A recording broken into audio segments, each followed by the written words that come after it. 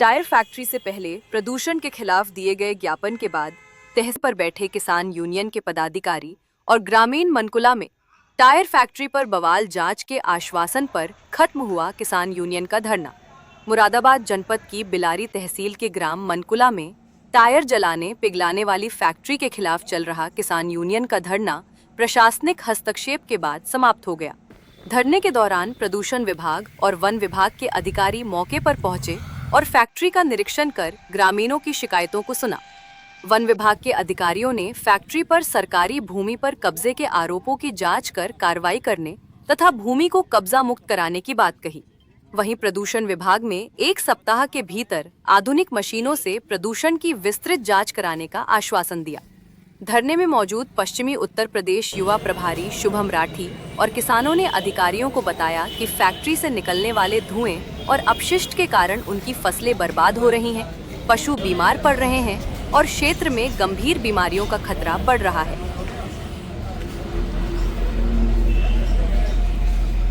इस समय मौजूदा मुरादाबाद जनपद की बिलारी तहसील क्षेत्र में ये तहसील प्रांगण आप मेरे पीछे देख सकते हैं। और किसान यूनियन के पदाधिकारी जैसा कि ज्ञापन के अनुसार उन्होंने पूर्व में बता दिया था कि अगर उनके ज्ञापन पर कोई कार्रवाई नहीं की जाएगी या उचित ध्यान नहीं दिया गया तो वो धरने पर बैठेंगे। उसी क्रम में पूरी क्रमबद्धानुसार जो ज्ञापन का समय दिया था वो समय पूरा होने के पश्चात आज जब तक कोई बात नहीं उन्हें संज्ञान में आई है, आज किसान यूनियन के पदाधिकारी अपने पूरे संगठन के साथ, पूरे लाव लश्कर के साथ यहाँ अनिश्चितकालीन धरने पर बैठ चुके हैं। और जैसा कि उनका ये कहना है कि हमारी किसी भी व्यक्ति से निजी कोई बात नहीं है, किसान है, किसान के मुद्दे को लेकर ही हमने बात छेड़ी थी और उसी क्रम में हम यहाँ बैठे हैं। और केवल किसान की फसल को या अगर किसान के किसी पशु को नुकसान होगा तो हम किसी भी हद तक धरने पे जाएंगे और मुकदमे के लिए भी तैयार हैं।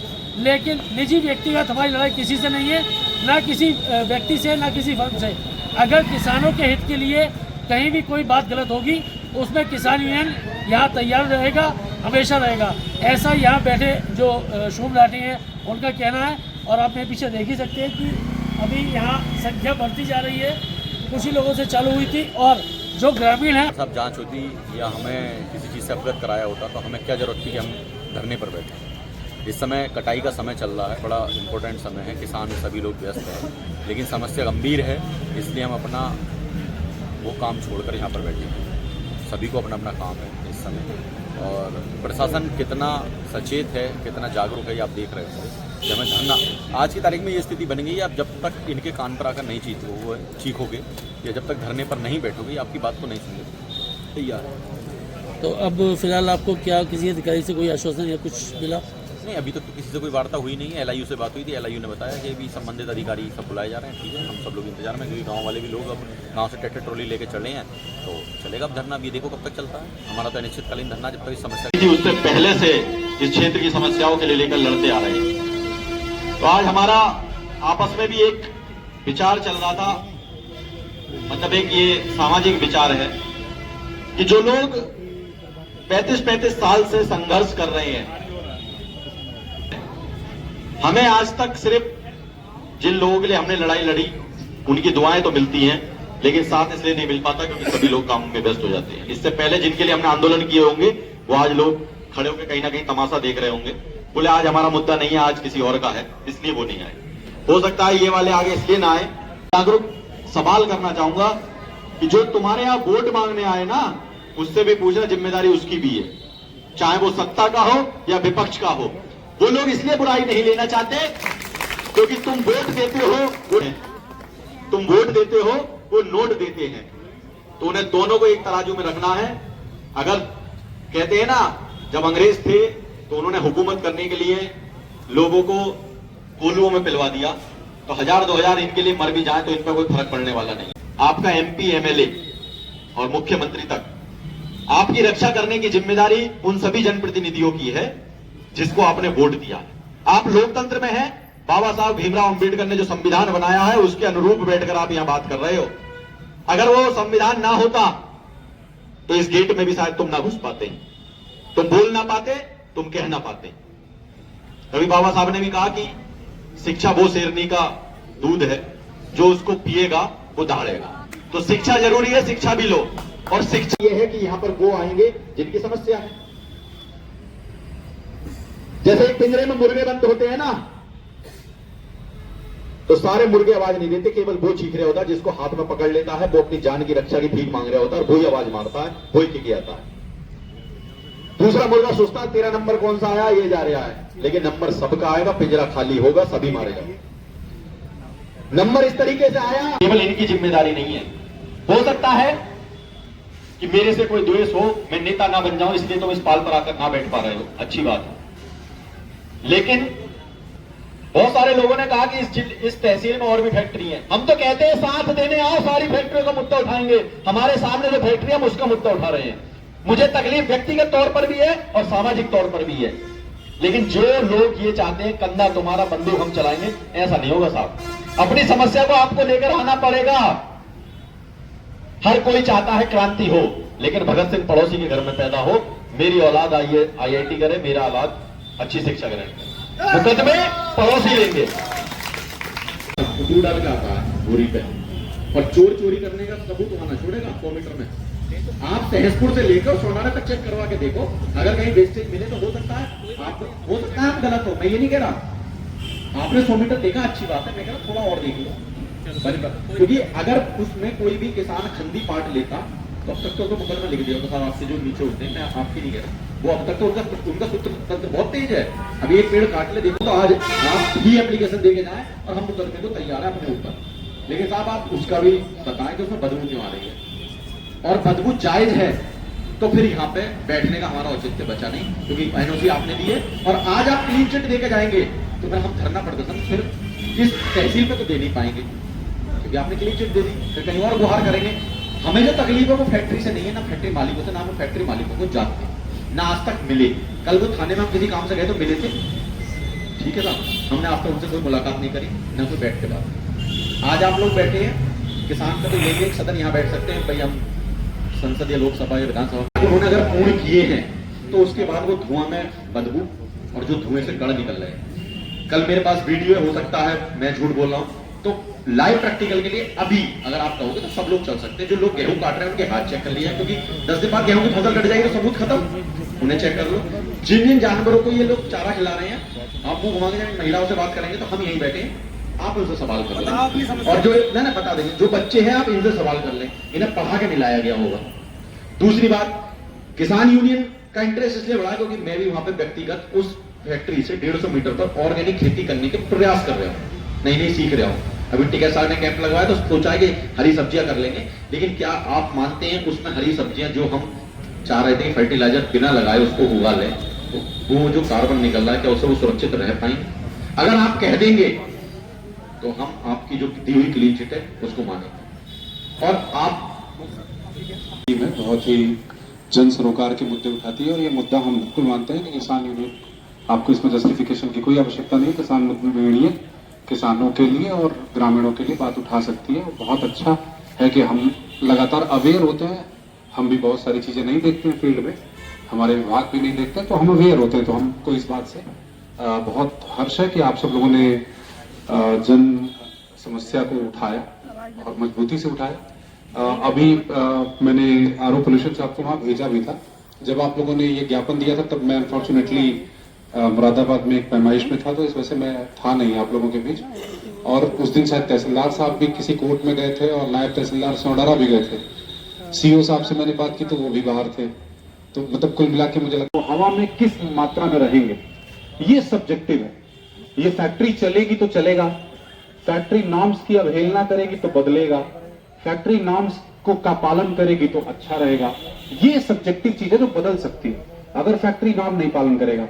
तो दो एस्पेक्ट है, तो प्रोसेस में इमिशन होता, ये जो टायर जलाने की पूरी एक्सरसाइज है तो प्रोसेस का इमिशन, यानी कि जब टायर को हम फर्नेस में डालते हैं जलता है, तेल भी निकलता है और उससे कुछ धुआं भी निकलता है।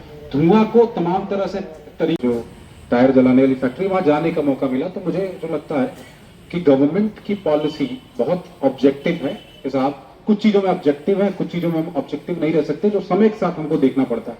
ऑब्जेक्टिव क्या है कि कोई फैक्ट्री कितना दूर पर जाके स्थित होगी, आबादी, स्कूल या इन जगहों से कितना दूरी रहेगी, ये ऑब्जेक्टिव क्राइटेरिया है।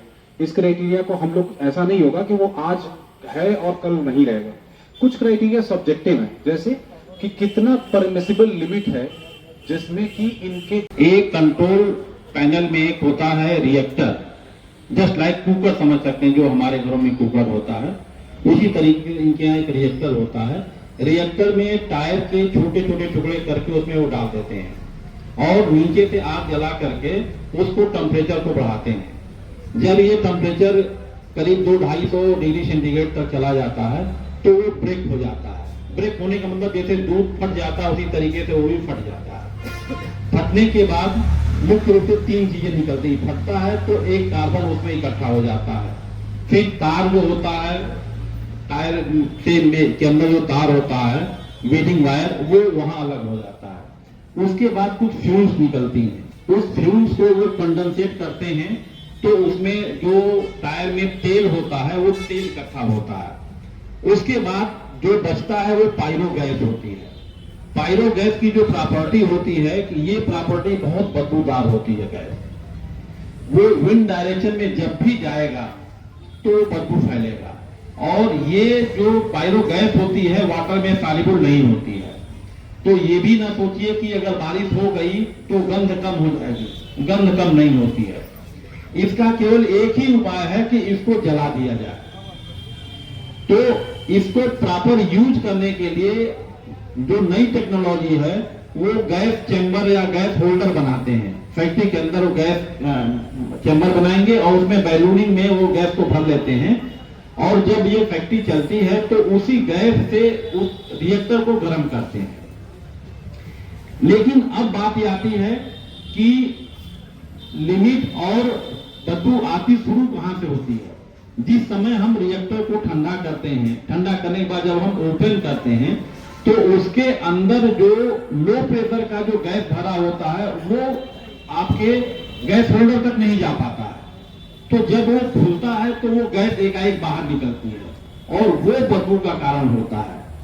जो लो प्रेशर में रहेगा सर उतनी बदबू तो हम नहीं रोक पाएंगे, और रोकने का एक ही तरीका होता है कि हम गैस होल्डर में उसको ले जाएं। इनके यहाँ हम अभी जाकर लौटे हैं, गैस होल्डर इनके यहाँ 2 लगे हुए हैं, दोनों में एक में ज्यादा एक में कम गैस था, और गैस पे ही उनकी दोनों साइड में खंदियां जैसे कहते हैं देहात में, उसमें गिर रहे हैं। और डालने की वजह से जो पेड़ सूख रहे हैं ना, इधर से लेकर 100 मीटर उधर तक कुछ नेचुरल पेड़ जरूर सूखे हुए हैं, लेकिन कहीं पर इनका एफ्लुएंट निकल रहा है। ये बिल्कुल आपने बिल्कुल सही कहा, 100 मीटर देखा तो उस पर वन विभाग की जो कार्रवाई होगी वो बिल्कुल हो। नहीं तो हमें आप उसको मतलब हमने रिटर्न में आपको दे रहे हैं, हमें उसको रिटर्न में ही जवाब चाहिए। बिल्कुल। उसके फोटो सबूत हैं, 1.5 साल उसको चलते हुए हो गया है, ठीक है। कच्चे में वो उपयोग कर सकते हैं कि ठीक है पेड़ नहीं काट सकते, बिल्कुल। लेकिन आपने रास्ता बना लिया, टाइलिंग कर ली, सरकारी जगह को घेरा है, सरकार कब्जा किया है, एनओसी आपकी ली नहीं है। उस पर बिल्कुल कार्रवाई होगी। जैसा कि एसडीएम साहब ने शुरुआत में बोला था कि सब जगह हमेशा नहीं देख पाते हैं। हाँ। आपकी तरफ से अगर ये कोई शिकायत आई ठीक है, है, लिखित में दे रहे हैं। आपकी तरफ से जो शिकायत आई है उस पर जो संज्ञान लिया जाएगा बिल्कुल लिया जाएगा। संज्ञान आप लेने के बाद उसका आप लिखित में उस पर कार्रवाई करेंगे, क्योंकि वो तो अभी है, आप चल के मुआयना देख सकते हैं, पता चला 1 सप्ताह।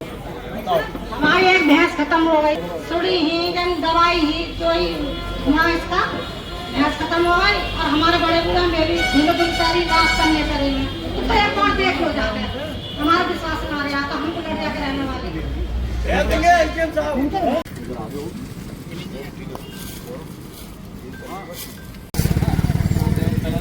के बारे में लिखा हुआ है, तो वो मैं उसके लिए कह रहा था आपके हरे पेड़ों का। आप चेक अपने सहसपुर से लीजिए, और जब सोनारा तक चेक करवा देखो, ये बताएं कहाँ का डाले हैं, इधर पड़ती है, पड़ती है वो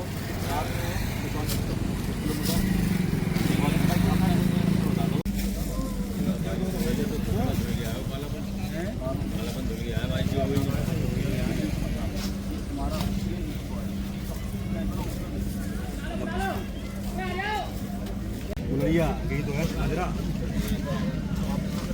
हाँ देखो तो वही पढ़े लिखा आगे बात करेगा। अब वो देगा किस वजह से काले हो रहे हैं? फैक्ट्री की वजह से, डेयर फैक्ट्री चल रही है यहाँ पे गांव में, सोना की परेशानी है, हमें इतनी बास आती है हमारे गांव में। अच्छा दिखाओ।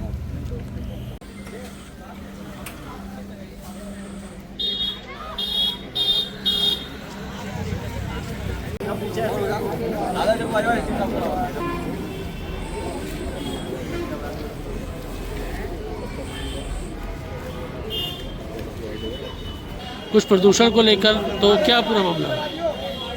ये आज संज्ञान में आया है, एसडीएम साहब के माध्यम से ये हमें पता चला है। इसका हम प्रथम दृष्टया हमने देखा है और इसकी जांच हम करा रहे हैं। स्टैक मॉनिटरिंग रिपोर्ट और एम्बिएंट एयर क्वालिटी की रिपोर्ट की हम जांच करा करके फिर देखते हैं यदि किसी भी तरीके से मानकों का उल्लंघन किया जा रहा तो इनके विरुद्ध कार्रवाई की जाए। सर फिलहाल आज निरीक्षण के दौरान क्या वहाँ पर अनियमितताएं और कमी पाई गई?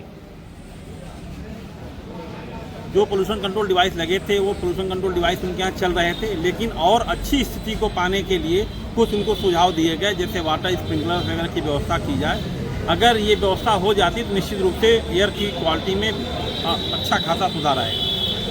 तो क्षेत्रवासियों की और ग्रामीणों की कही जाए तो शिकायत को लेकर क्या कोई हम और आप प्रयास करें और समाधान न मिले। अच्छा सर, बात की जाए तो लगातार ये फैक्ट्री से निकलने वाले कार्बनों का भट्टों पर इस्तेमाल हो रहा है, अभी भी ये बात कही गई और क्षेत्र में भी हो रहा है, इस पर क्या है? इनके ऊपर लगातार निगरानी की जा रही है और जहाँ भी इस तरह के भट्टे मिल रहे हैं, जहाँ पे कार्बन जलाने की सूचना मिल रही है, उनके खिलाफ कार्रवाई की जा रही है। वे पिछले हफ्ते हमने जो है संभल में 5 उद्योगों के खिलाफ कार्रवाई के लिए हमने लखनऊ भेजा है।